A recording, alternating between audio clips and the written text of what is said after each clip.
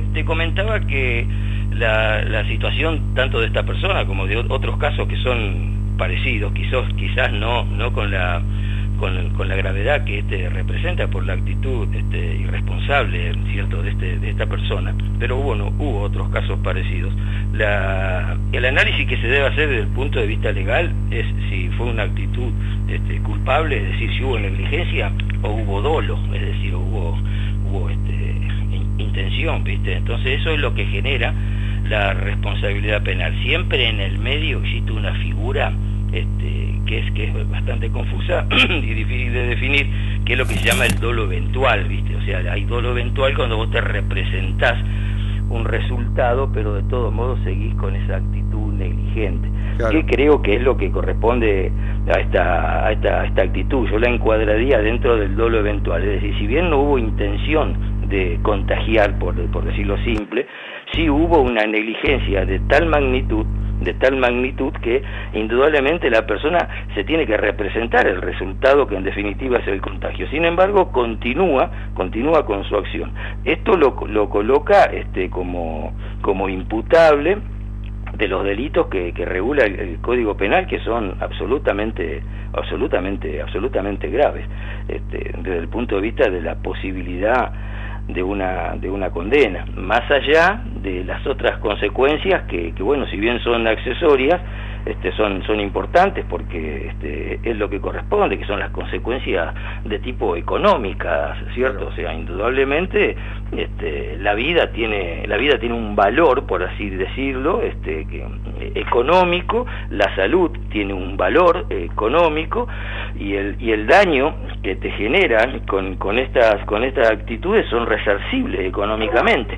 Así que bueno, yo creo que la situación de este muchacho, que no, viste, uno se tiene que cuidar para dar una opinión desde el punto de vista jurídico, porque cuando no conoces en fondo la realidad de lo que si este muchacho suscribió la declaración jurada, si no la suscribió, esto puede hacer, te puede hacer caer en opiniones que por ahí desde el punto de vista penal son equivocadas.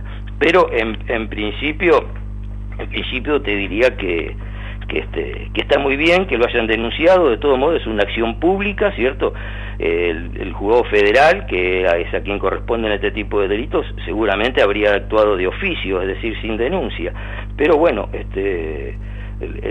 la actitud si bien es reprimida por la ley, la represión más importante es la social, ¿no? Porque encontrarte con esta situación es absolutamente injustificada. Pedro, penalmente, ¿paga con cárcel? ¿Es un delito excarcelable? No. En principio es un delito detenible. Es decir,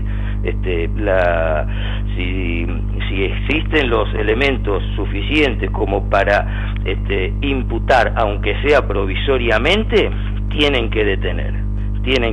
Después se verá si continúa con en detención o no continúa, o se morigera la situación de este muchacho, no. Pero sí, es un delito muy grave. La propagación de epidemias es un delito gravísimo.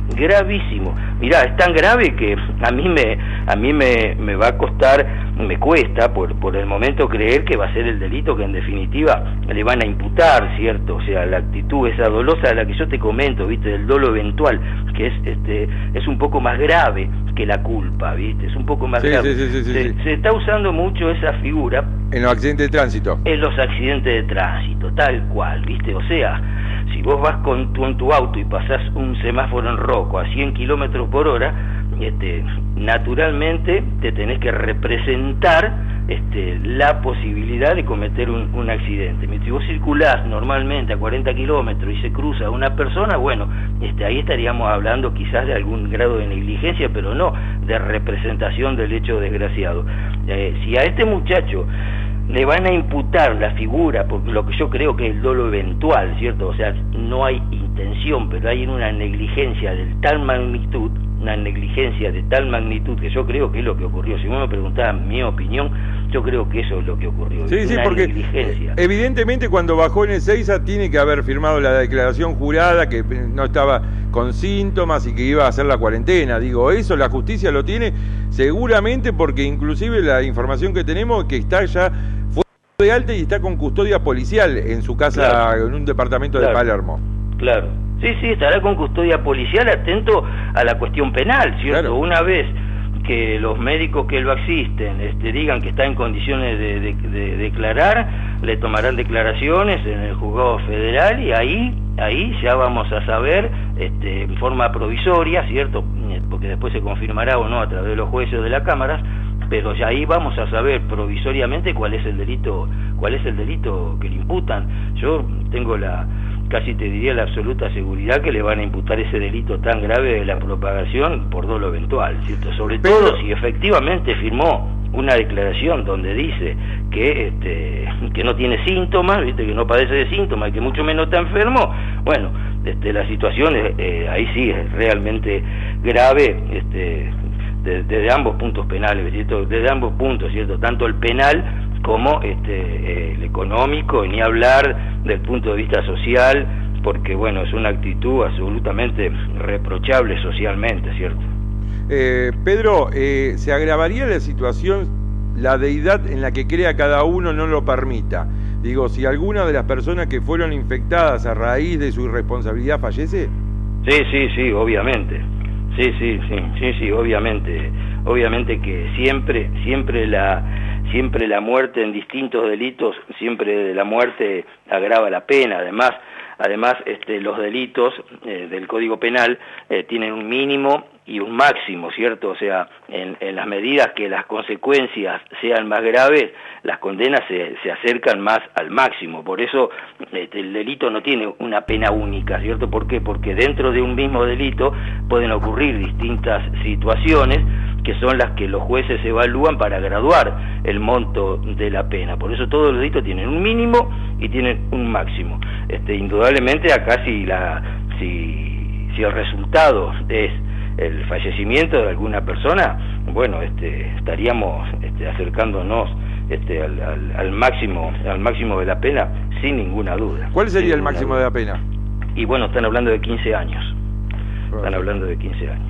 Pedro, por último, y obviamente a la par, bueno, esto lo hablábamos, me lo explicabas el otro día, pero una vez que finaliza la instancia penal, se puede accionar civilmente, digamos, por daños y perjuicios.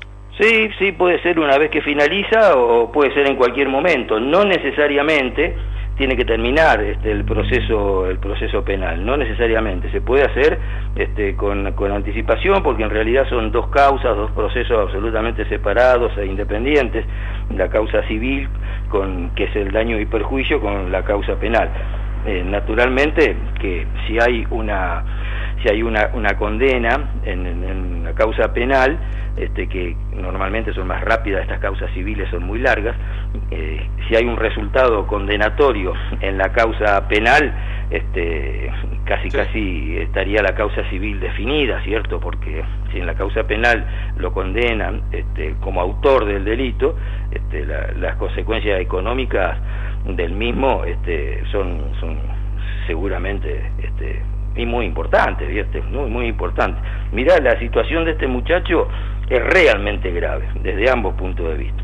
Es realmente grave. Esto que no estamos hablando de un delincuente, ¿viste? Nosotros estamos por ahí acostumbrados a hablar de personas que cometen delitos como delincuentes. Acá no estamos hablando de un delincuente, pero estamos hablando de una persona que con su actitud pone en riesgo la vida, la salud y la vida de mucha gente, y bueno, las consecuencias para este joven van a ser realmente graves.